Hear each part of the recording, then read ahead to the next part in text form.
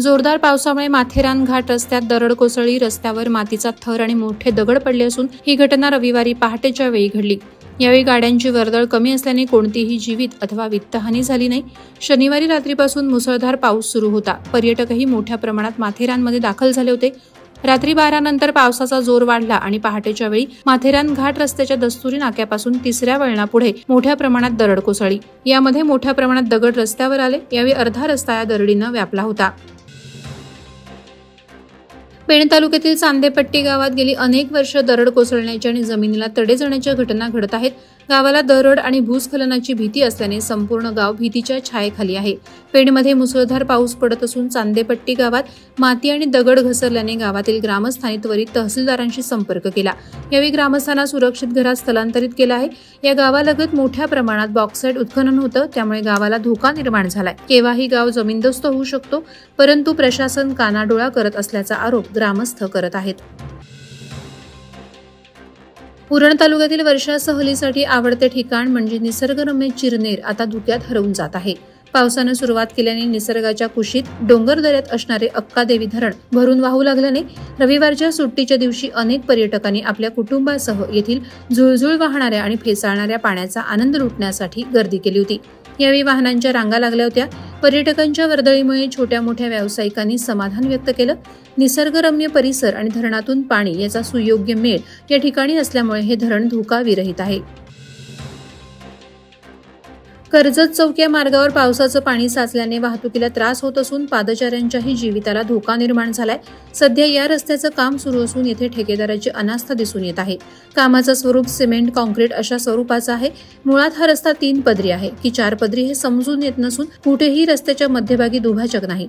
हा रस्ता रुंदीकरण करताना रस्त्यावरील मोऱ्या, छोटे पूल याचा विचार केलेला दिसत नाही. रस्ता रुंदीकरण करताना धनिकांच्या फार्म हाऊसचे नुकसान होणार नाही याची काळजी घेतल्याचं दिसत असल्याचे नागरिक बोलत आहेत. पेण तालुक्यातील वडखळ पोलीस ठाण्याचे पोलीस निरीक्षक प्रसाद पांढरे यांना राष्ट्रपती पुरस्कार जाहीर झालाय. सन 1956 मध्ये पोलीस उपनिरीक्षकपदी नियुक्त झालेल्या पांढरे यांनी मुंबई पोलीस दलात crime branch, anti narcotic cell अशा महत्वाच्या ठिकाणी नोकरी केली. गोंदिया येथे नक्षल क्षेत्रामध्ये सुद्धा नोकरी केली. ठाणे ग्रामीण येथे मुरबाड पोलीस स्टेशन येथे प्रभारी अधिकारी म्हणून सेवा बजावून गेल्या 4 महिन्यांपूर्वी वडखळ पोलीस ठाण्यात प्रभारी अधिकारी म्हणून नियुक्ती झाली. पांढरे यांच्या पोलीस सेवेतील उत्कृष्ट कामगिरीमुळे त्यांना राष्ट्रपती पुरस्कार जाहीर झालाय.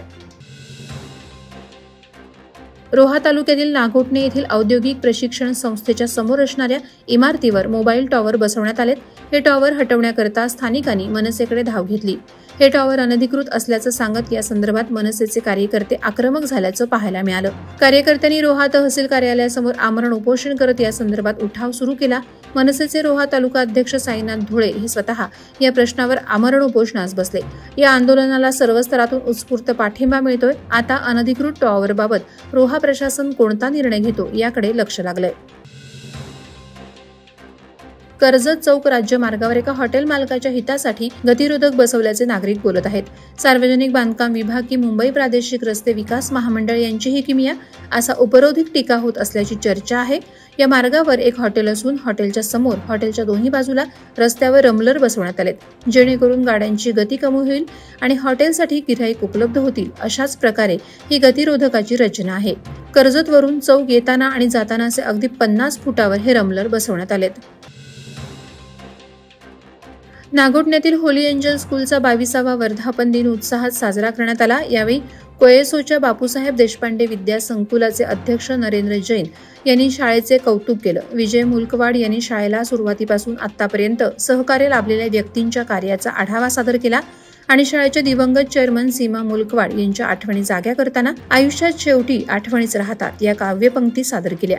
या कार्यक्रमात विलास चौलकर, डॉक्टर अनिल गीते, ज्येष्ठ पत्रकार उदय भिसे, पत्रकार ॲडव्होकेट महेश पवार यांनी मनोगतातून शाळेच्या पुढील वाटचाली शुभेच्छा दिल्या. तळोजा मध्यवर्ती कारागृहातील 2968 कैदी आणि बंदींच्या हालचालींवर यापुढे एआयच्या मदतीनं 451 तिसऱ्या डोळ्यांची नजर असणार आहे. सोमवारी राज्याचे कारागृह आणि सुधार सेवा विभागाचे अप्पर पोलीस महासंचालक आणि महानिरीक्षक अमिताभ गुप्ता यांच्या हस्ते तळोजा मध्यवर्ती कारागृहातील सीसीटीव्ही कॅमेरा नियंत्रण कक्ष कार्यान्वित करण्यात आला।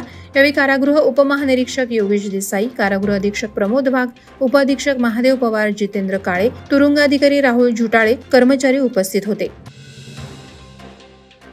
पेण तालुक्यात शिवसेना शिंदे गटाची घोडदौड सुरू आहे। मुख्यमंत्री एकनाथ शिंदे यांचे हात बळकट करण्यासाठी आणि पक्ष संघटना वाढीसाठी शिवसेना प्राथमिक सदस्य नोंदणी अभियान सुरू आहे।